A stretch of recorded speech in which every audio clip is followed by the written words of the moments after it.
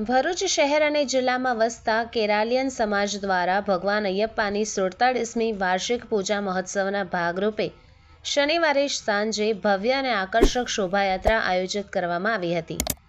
દર વર્ષે ડિસેમ્બરમાં યોજાતી આ પરંપરાગત શોભાયાત્રામાં મોટી સંખ્યામાં કેરાલિયન સમાજના ભક્તો જોડાય છે।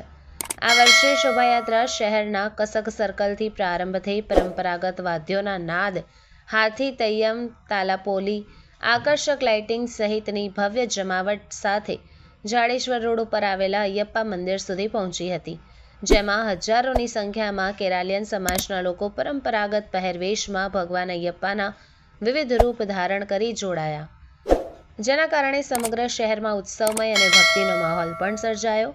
શોભાયાત્રા મંદિર પહોંચ્યા બાદ ભજન, મહાપ્રસાદી, મહાઆરતીનું આયોજન કરાયું હતું।